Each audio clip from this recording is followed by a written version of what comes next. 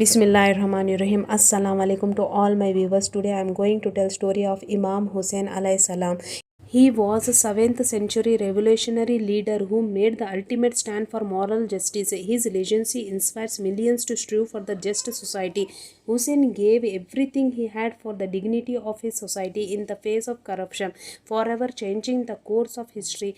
Today his selfless stand gives hope to people of all backgrounds. Imam Hussain alayhi salam is a grandson of Prophet Muhammad sallallahu alaihi wasallam and the son of both Hazrat Ali and Fatima Zahra. Prophet Muhammad sallallahu alaihi wasallam adored him and credited him with a number of important merits during his life. However, some 50 years later, he was brutally massacred for refusing to side with the corrupt tyrant. After death of Waqia, the son of Abu Sufyan, his son Yazid came into the power as a caliph.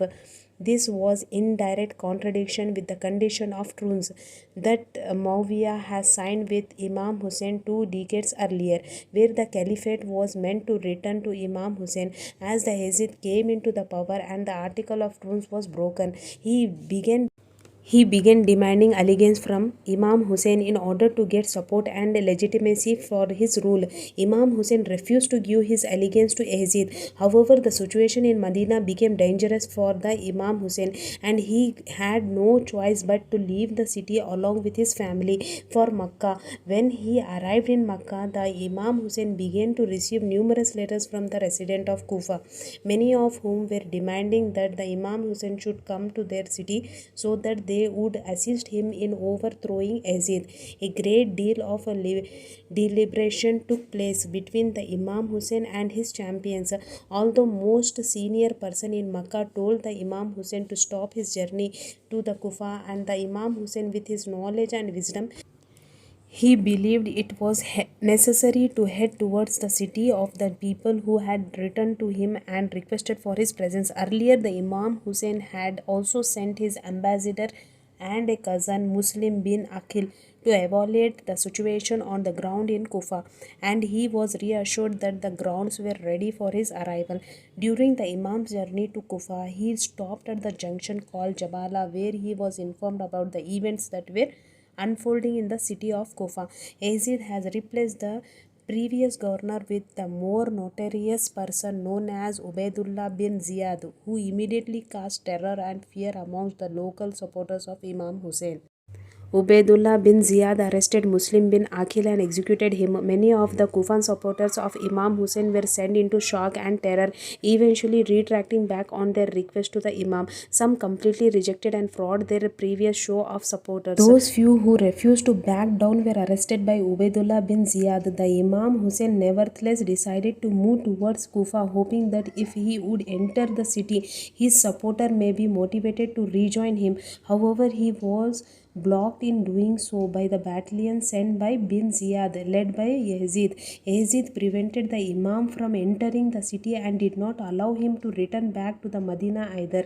His battalion forced the Imam, his small group of followers, and his family members to move towards a deserted and barren land called Karbala, which they reached by the 2nd of Moharram 61 Hijrah. Once the Imam arrived in Karbala, bin Ziyad sent a large regiment of soldiers led by Umar bin Saad to confront the Imam.